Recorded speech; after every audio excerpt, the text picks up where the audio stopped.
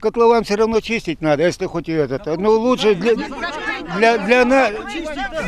нас это лучше, чтобы его перенесли дальше и делали очистные сооружения. А так что, вода сливается, это весь септик, и все. И тут как непогода или что-то, запах идет. Влажность, когда большая, запах идет, все это неприятно.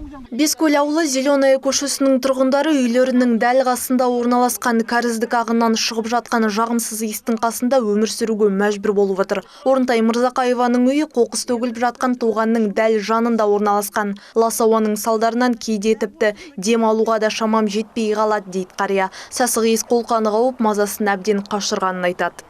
Өзі өліммен емес, осы бактериямен оның ар жағында көл бар жақсы. Енді оған противогаз кимесең, мына жерде тұруға болмайды.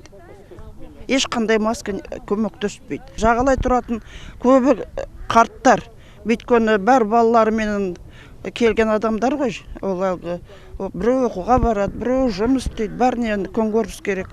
Сондықтан үлкен кісілер далаға шықпайды қазір, үйлерінде қамауда отырады.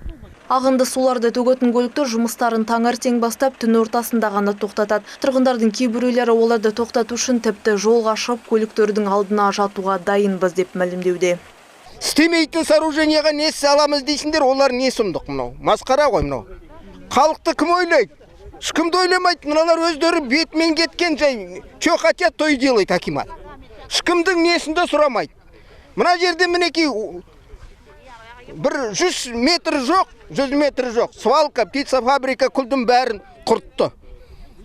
Енді мынау ассанизаторский машиндер тоқтамастан күні түні өзі сағат 1-ге дейін түнде жүреді. Мен дәл сол көшеде тұрам. Ұйқы жоқ. Қазір хоть кішкене анау шебен салып шаң болмай жатыр. Но все равно осы тоқтау жоқ ол машиндерге. Қазір әкімдік өкілдері осы аумақта жер учаскелерін берудің заңдылығын тексеру бойынша жұмыстары жүргізуді жоспарлап отыр. Себебі заңнама бойынша тұрмыстық қалдық үйінділері тұрғын үйлерден кем дегенде 1 шақырым қашықтықта орналасуы тиіс. Ауыл тұрғындарының сөзінше жер учаскесін шамамен 15 жыл бұрын алған кезде аталған мәселе жайлы хабардар болмапты. Бірнеше жыл сасық иіске шыдап отырған тұрғындар бұл жұмыстар тоқтатылмаса тиісті өтемақы беруді талап етуде. Суть в том, что там не надо было строиться. Вот это вот самое главное. Это, да, видите, 70-е годы, это были еще когда советское время существовала, да, канализация. Не надо было там строиться. Вы нам сейчас тогда компенсацию выделите по рыночной стоимости. Мы отсюда съедем и потом сюда сливайте. Вот эти сколько, вот эти километры расстояния, все дома, всем компенсацию дайте. Да, за компенсацию. Мы съедем в Астану или Караганду куда-нибудь. Жақсына? Пожалуйста, потом сливайте сюда. Аз міне сұрақтың туындап отырған ол анау тазалайтын насосный станция бойынша. Ол бойынша сметалық құжаттар дайындалған 19 жылы. Үкімет тарапынан қазір мораторий, очистное сооружение, очистное сооружение мораторий жайлағаннан кейін ол қазір тоқтап тұр. Ол енді қазір құжаттар дайын тұр. Егер мысалы мораторий алынған күннің өзінде ары қарай іске асырылады деп ойлаймыз. Өйткені қазір бұл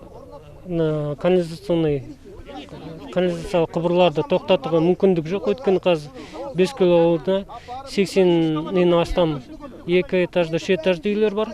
Тағы да мемлекеттік мекемелер. Бүгінде тұрғындар Қызылжар ауданы басшысының атына ресми хат жазып, пікірлестердің қолдарын белсенді жинап жатыр. Аталған мәселемен қатар ауыл азаматтарын тағы бір жағдай алаңдатып отыр. Қазір Зеленая көшесіндегі үйлердің жанында кәріз құбырларына арналған орын дайындалуда. Ол арқылы ауылдың барлық жерлерінен су ағып кетеді. Осы жоспарды жүзеге асыру тендерін Аквабилд жауапкершілігі шектеулі серіктестігі жеңіп алған. 2018 жылы акиматтан проектный жұмысы жасалынған болатын. Ол проектный жұмыс экспертизадан өтті. Канализациялық труба орнатылады. Оның шаршы метрі 7 шақырымда. Ол осы жерден өтеді, сосын кейін поселктің ішімен жүреді, айналдыра. Ол бүткіл алдындағы ескі құбырлардың бәрі жарамсыз болып есептелініп жатыр. Сондықтан жаңартуға сондай шешім қабылданған болатын. Тұрғын үй коммуналдық шаруашылық бөлімі басшысының айтуынша, аталған жұмыстар шартқа сәйкес мерзімінде аяқталатын болады. Бұл жағдайда тұрғындарға ары қарай не істеу керектігі түсініксіз болып қалуда. Дана Калиева, Жұлдызбек Ермұқанов, Первый Северный.